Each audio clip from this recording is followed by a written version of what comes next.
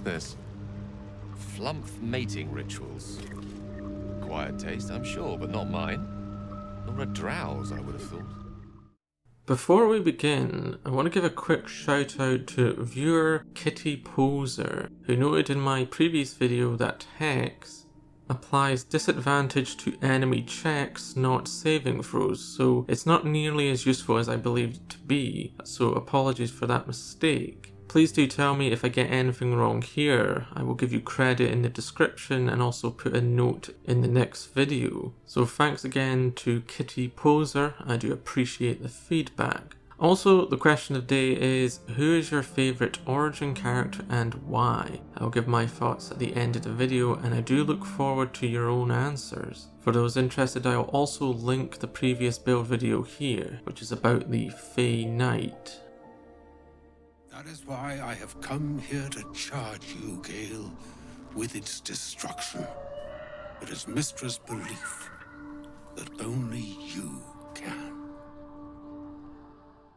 You are Gale of Waterdeep. You were once one of the most powerful and talented wizards in Faerun, yet now you are not what you once were. You do not command the weave like you once did, yet you still feel it, and you might one day reclaim what was lost. Until then, you are faced with a crisis on the Sword Coast, and you know that your days might be numbered. The magic within you becoming unstable. Therefore, faced with limited command of the weave, you endeavour to deal with the Ifilid threat in the hopes that you might draw Mistra's gaze again, or perhaps find another way to rise again. So you pick up a blade, intending to wield the weave as an Eldritch Knight, or more accurately, Chaotic Knight. With weapon, spell and luck, you might prove that there is nothing you cannot do if you put your mind to it. May the dice roll in your favour, Gale of Waterdeep. The build. So Gale as the Chaos Knight. You're combining the standard benefits of a fighter, with its great melee and action economy potential, with the light magic of an Eldritch Knight, but enhanced by the wild magic of a sorcerer. By the end of this build progression, you will have the great melee fighting capabilities expected of a fighter, but also can make use of various spells for every situation, and have Gale roll the dice in his favour, as he loves to say, by using wild magic and dice-related abilities such as Lucky. There is no situation the Chaos Knight can't bring some chaos to the battlefield, or just make sure that you hit that nat 20 so we don't need to save scum every bloody playthrough. Before you ask, Celted Warrior, why bother with an Eldritch Knight if Sorcerer gives you as much spellcasting anyway? Surely it's a waste. Well, that's partly true. By the time we're midway through this, yes, the Sorc will give us all the same spell slots anyway, but then again, this build is for the roleplay and, in this case, a fun Origin one. Plus, you get to throw your hammer and retrieve it like Mjolnir. Also, Gale without some element of wizard is sacrilege. That said, Battlemaster would make for a more powerful combo, and throwing a weapon is pretty inefficient if it's not a marked thrown attribute weapon. But then again, it's a teleporting weapon, guys. It doesn't need to be good. Regardless, to start the build off, you're going to go with Fighter for the first few levels. I will discuss in the next section more about that. As for the stats, go ahead and respec Gale if you're using Gale. Obviously this build can be done with a non-Origin character. You're going to want high strength, good constitution and high charisma, but dump intelligence and the other stats. Yes, we're making Gale, shall we say, lacking in intellect, which is quite anathema to who he is, but there's a reason for it. There's an item that you get early on that will fix this problem. Otherwise, pick whatever skill proficiency you like and you can get going. Level 6. As is normal, you'll be reaching level 6 around the time you end Act 1 and enter Act 2. At this point, you will have begun the process of multi-classing. You'll have your fighter subclass, that being Eldritch Knight, and you will have picked your sorcerer one. So what are we dealing with then? Well, I suggest going Fighter to level 3 and of course picking Eldritch Knight, and then taking it to level 5, so no Sorc levels at this point. This will give you your Action Surge, which may be the best reason to do a class dip in the game. You will pick a fighting style. I like to go with defense or great weapon fighting. You will get your weapon bond, so you'll be able to throw your weapon and retrieve it, though it will do quite bad damage unless it has the thrown attribute. There is an item that you can get early on that will increase the damage, but I forgot to get it when I was doing my playthrough, so my damage was the awful 1d4, as early on I was using swords and then I was using a hammer. Regardless, you will also get a feat at level 4. I suggest taking the ability score improvement. You then bump up your strength and charisma if you can, but you can also go with great weapon mastery if you like. And then at level 5 you'll get the all important extra attack.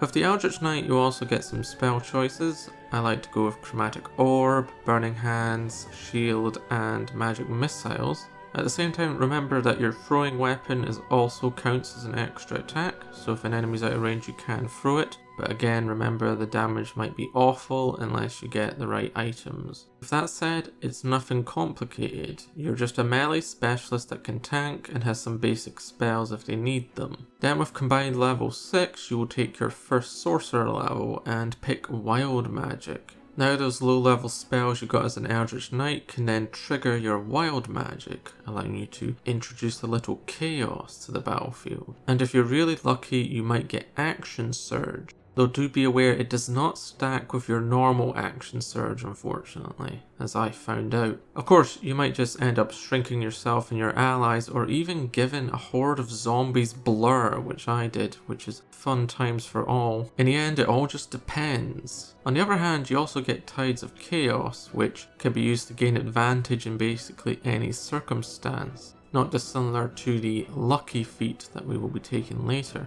Just remember that your wild magic will trigger more if you use this, but then again, that's half the fun. You can also pick some spells, but note you don't want to cross over with the Eldritch spells.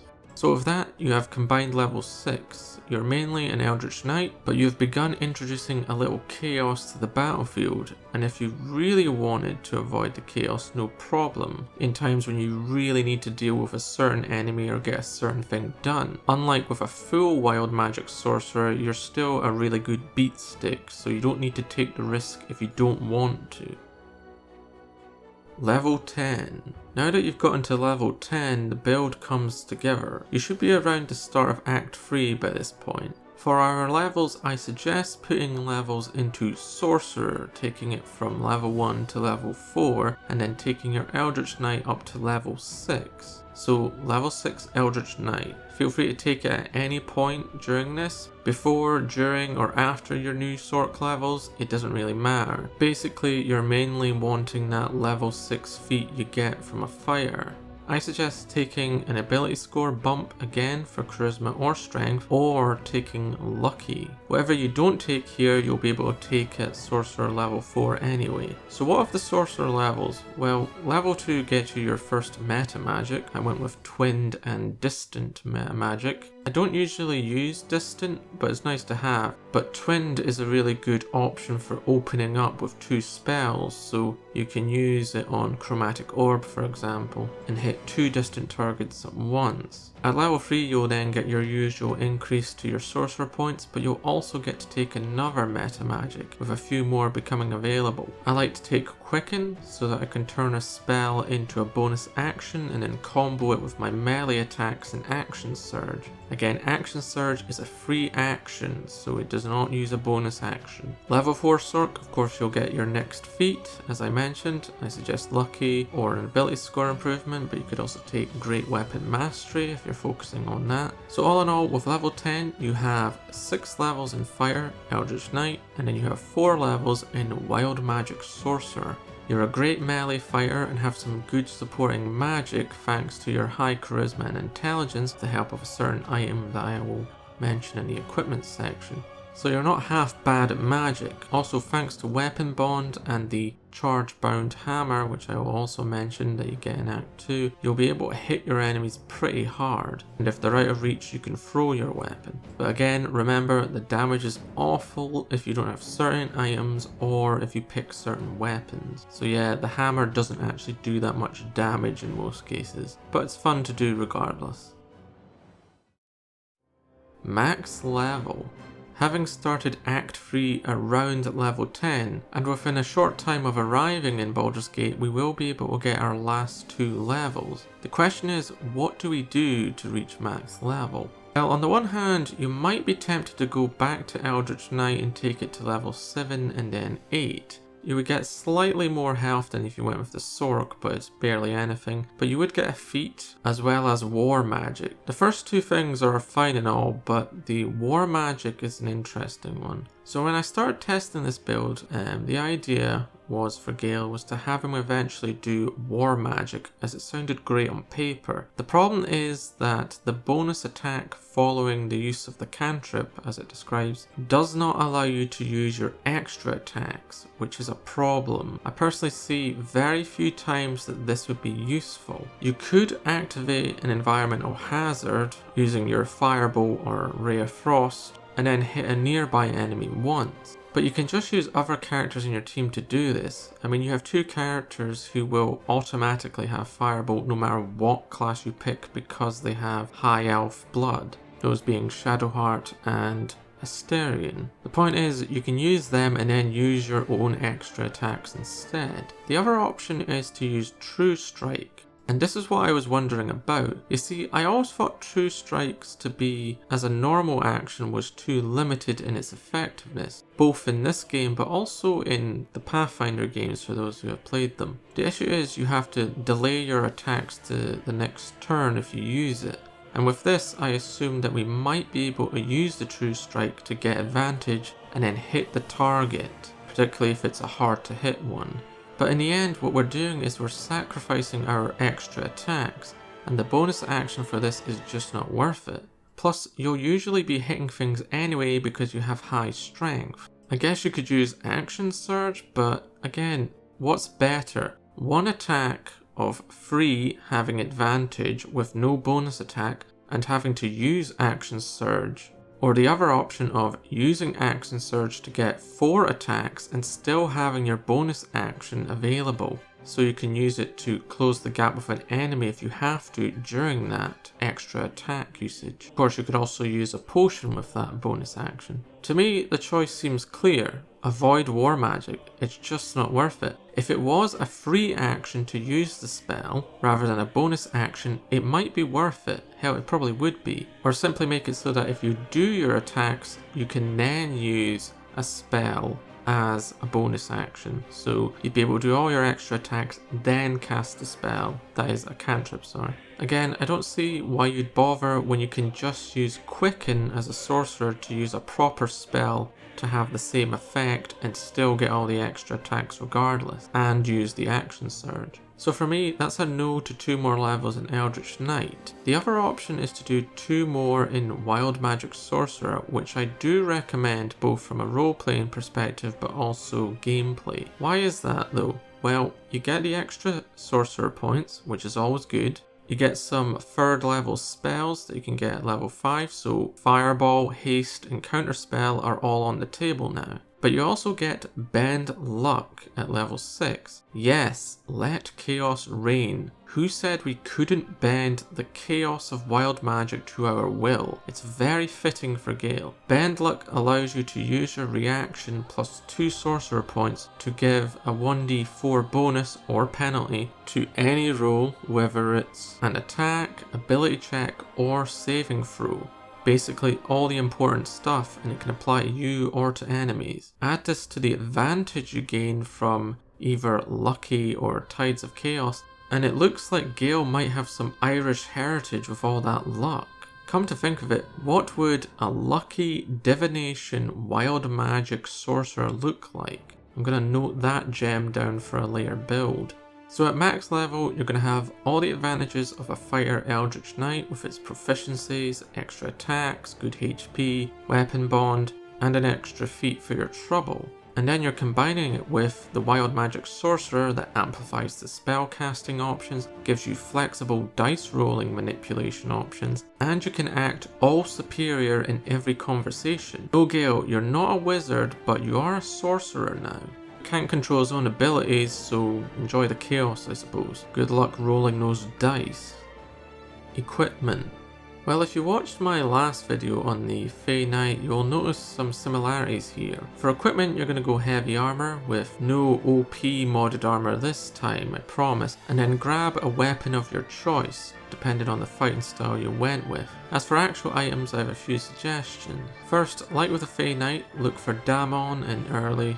Act 2, you can get your charge-bound Warhammer. It's great for Warlocks packed to the blade, as noted in the previous video, but also it's great for Gale here as an Eldritch Knight. I was able to use this weapon into the end game. The point is, it's great because it uses your weapon bond and is able to use your casting stat. This means if you decided not to go with heavy armor and go for more of a dexterity build, so you dumped your strength, you will be able to then use your intelligence here as your weapon stat. Of course, in my case, my strength was high anyway, so it didn't matter, but the weapon bond does activate the enchantment, so you will get more damage from this. I decided to keep my strength high because it allows you to do shoves among other things, and if you decide to go for another weapon, there's still no problem. So what of this other item I have mentioned a few times, the reason we dumped our intelligence? So in Act 1 there is an item called the Warped Headband of Intellect, which you can loot from the ogres you find. This will bump your intelligence up to 17, helping you with your Eldritch Knight spells even early on, as well as being helpful for various checks and dialogue. Also, Gale with low intelligence just doesn't seem right, so there is that point. But again, I do love the idea that part of his folly in his origins was that he lost his crowning intellect and now he must compensate. Other than that, I did use a pair of boots that allow for Misty Step. Those are dropped by Nier in the Grimforge. These are great for closing the distance quickly, and strangely they do make throwing weapons kind of pointless when you think about it, but again, I was going for Rule of Cool. Overall, it's just nice to not waste spell slots on Misty Step, though I would definitely suggest keeping Misty Step as a spell option. You'll get that from your level ups regardless. For gloves, there's also an item in Act 1 at the Druid Merchant, which I've mentioned before. It gives you an extra 1d4 on your throwing attacks. It synergizes well with the weapon bond. Again, I forgot to get it, so my throwing weapon damage was abysmal. If you want to actually make the throwing weapon thing effective, remember to take a throwing weapon such as a trident or a light warhammer. For me, I just loved the charge-bound warhammer too much. So nothing complicated here. Be sure to let me know if there's any equipment you think would go well with this build, or if there's any particular items you would like to suggest as a focus for a build. I would love to hear your thoughts. Combat and tactics. So how do you use Chaos Knight Gale? Well, at its core, you are still a fighter, so whatever a fighter could do, you can do. So the goal is to get in close and leverage your high chance to hit and make use of Action Surge to give yourself another action if required. Remember, the Action Surge is a free action, so you can close distance with an enemy using your jump, and your jump will be quite good because you have your high strength. Jumping with decent strength is almost always better than simply running up to an enemy. Also, you can use that Action Surge if you need to go and cast a spell. That said, spell slots should be reserved for using either a Chromatic Orb, which you can use to target an enemy weakness, or use Magic Missile if you want to guarantee a kill on a weakened enemy, that is a low health enemy. Otherwise, I like saving my use of spell slots for Shield as a reaction to make yourself harder to hit, particularly if you're facing an enemy that will use, say, smites on you. With that, that's how you'll play most of the game until you start leveling your Sorcerer, at which point you can then manage the use of Tides of Chaos, as well as Lucky if you took it as a feat. You'll also be managing your Sorcerer points, and eventually you'll get to use your Bend Luck in the late game, which of course does use Sorcerer points. So for tactics, the game effectively opens up in terms of the decisions you can make once you have a few levels in Sorcerer. So think of the game as having two halves. There's the largely fighter whacking things half with a little bit of magic, and then there's the sork or not to sork half. For example, once I'm around level 8, I would like to pick 2 weaker mobs and hit them with Chromatic Orb with twinned meta magic.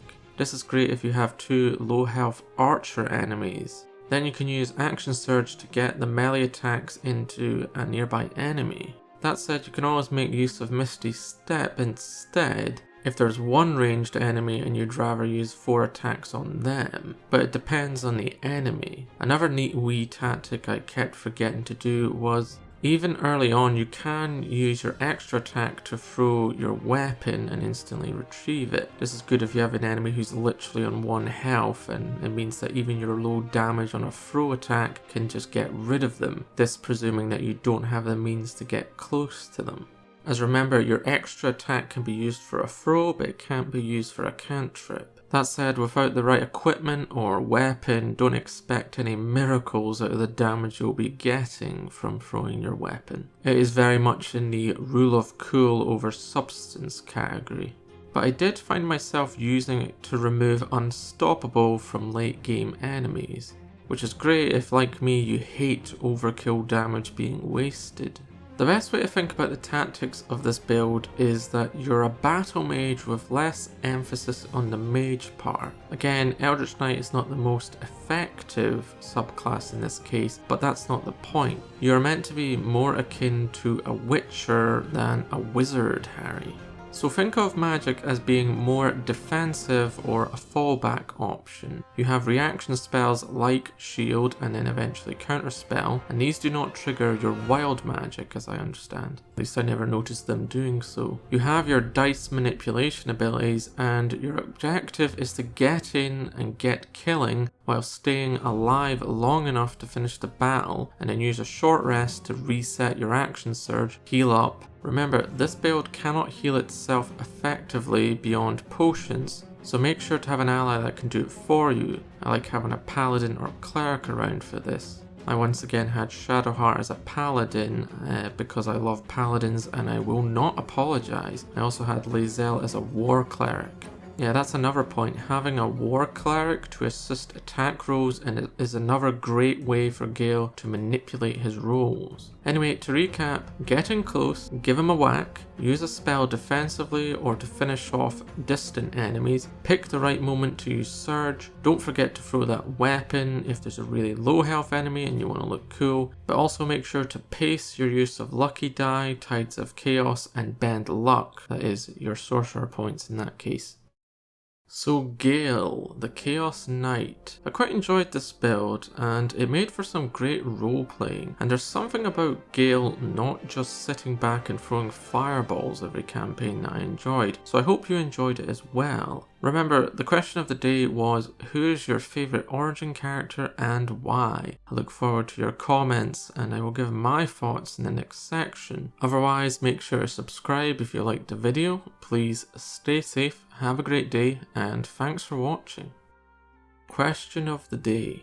So who is my favourite Origin character and why? Well, for me it's a tie between Gale and Karlach. For gameplay reasons, I like how if you play them, they are both contemplating their own seeming inevitable doom, and both respond in different ways. With Gale being pushed by other actors, while Karlach, being the easygoing, carefree person that she is, who just escaped a decade of torment, can just laugh off just how mad and unfair all of it is. Also, in my Gale origin, I had him romance Karlach because it's a perfect fit, so there is that. As for actual lore builds, Gale naturally fits any spellcasting class, and the wild card of the orb within him allows for a sorcerer to make quite a bit of sense. While for Karlach, I'm currently working on a Demon Hunter crossbow build for her, with some crazy sneak attack damage. Her lore does support this idea, as she is a seasoned Demon Hunter with good instincts. Anyway, make sure to give me your thoughts on Origin characters. Thanks for staying to the end, I do appreciate it, and please have a great day.